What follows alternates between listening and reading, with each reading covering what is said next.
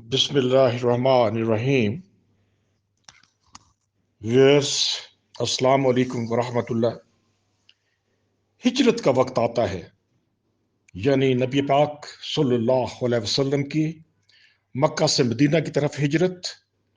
तो आप सल्लल्लाहु अलैहि वसल्लम के पास लोगों की बहुत सारी अमानतें मौजूद थी।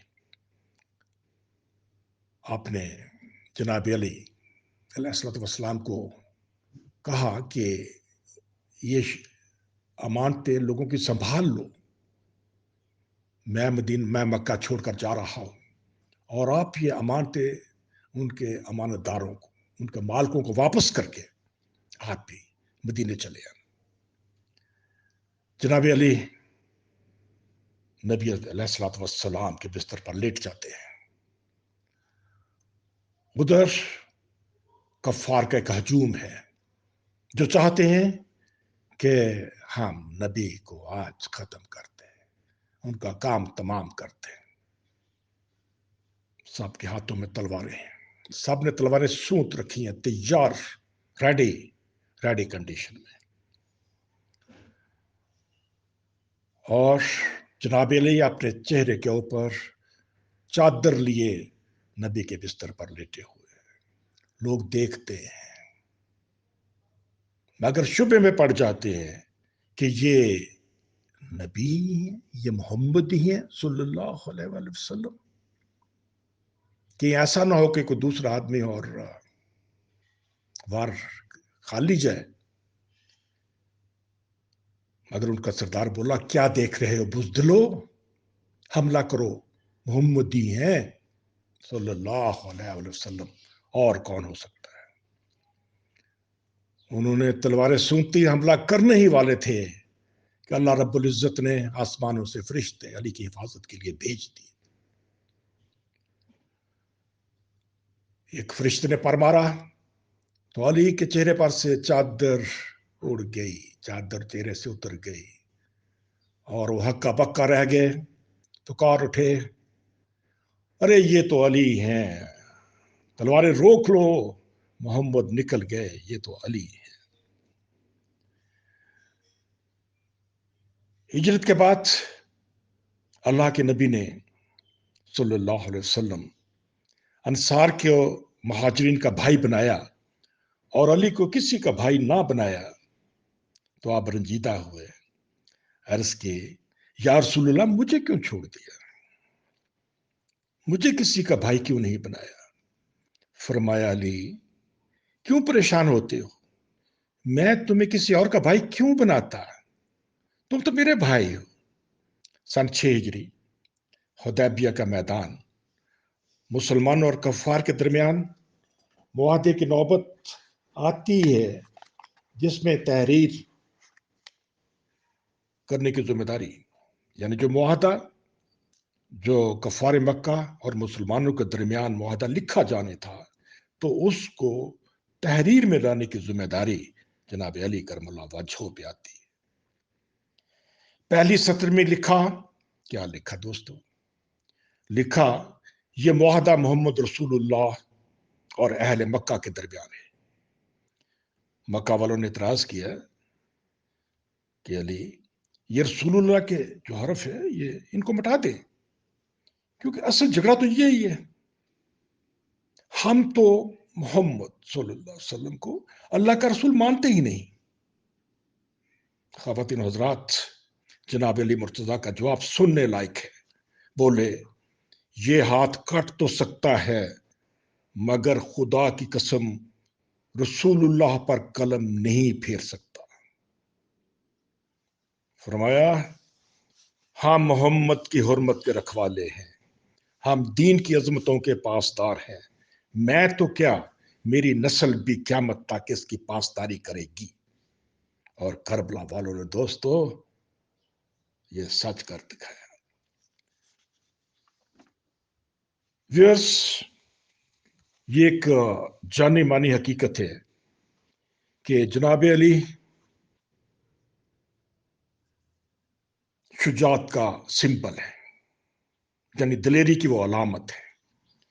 दुनिया में जहां भी दिलेरी और जवामर्दी का जिक्र होगा, علی کے ذکر کے بغیر ادھورا رہے گا دوستو، جسے مسلمان ہی نہیں دوسرے مذہبوں کے لوگ بھی اس کو مانتے ہیں۔ سکھوں میں تو یہ ٹرینڈ جنون کی حد تک موجود ہے، جہاں مشکل درپیش ہو وہ علی کا نعرہ لگاتے ہیں اور سرخرو ہو جاتے ہیں۔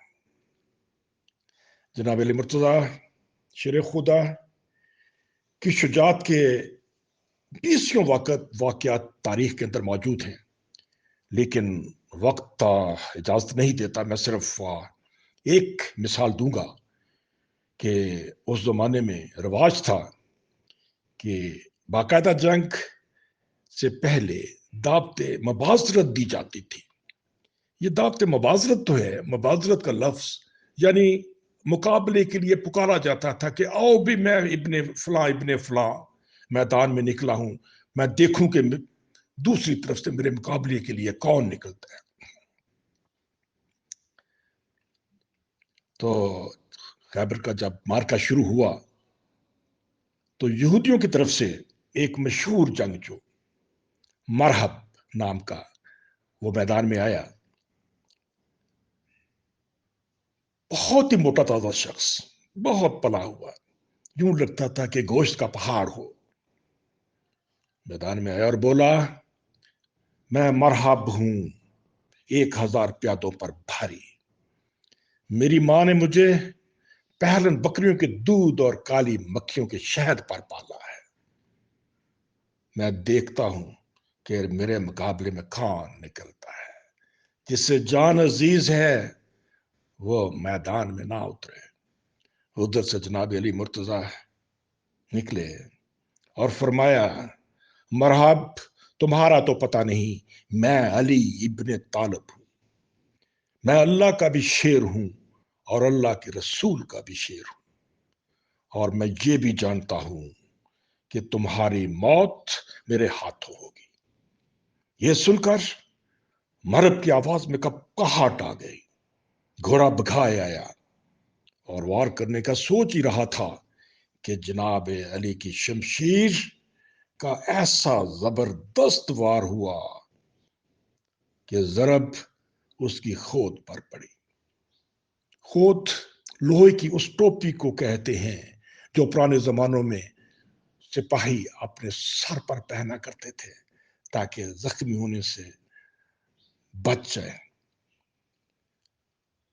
لیکن جناب علی مرتضیٰ کا جو وار، جس قوت کے ساتھ انہوں نے تلوار چلائی اور جو اس کا نتیجہ نکلا کہ مرحب کے پورے جسم کو چیرتی ہوئی وہ گھوڑے کے کمر پر جا کر رکی۔ مرحب کا جسم 2 ٹکڑے ہو کر زمین پر گرا تو دوستو دشمن کی صف الٹ گئی، سب بھاگ گئے، جدھر جس کا منہ ہوا ادھر کو نکل گیا، میدان خالی ہو گیا۔ بھائیوں، تاریخ دان لکھتے ہیں کہ علی کی شمشیر گھوڑے کی کمر پر اس لیے رک گئی، یہ نہیں کہ اس کی فورس طاقت ختم ہو گئی تھی، ایسا کچھ نہیں تھا، وہ گھوڑے کی کمر پر جا کے تلوار اس لیے رک گئی کہ اس بے زبان مخلوق کا کوئی قصور نہیں تھا، ورنہ ایکسپرٹس لکھتے ہیں کہ جناب علی کا وار اس قدر بھرپور تھا کہ تلوار گھوڑے کے بھی 2 ٹکڑے کر کر زمین پر جا کر رکتی۔ والسلام ویورز، وما علینا الا البلاغ، اللہ حافظ۔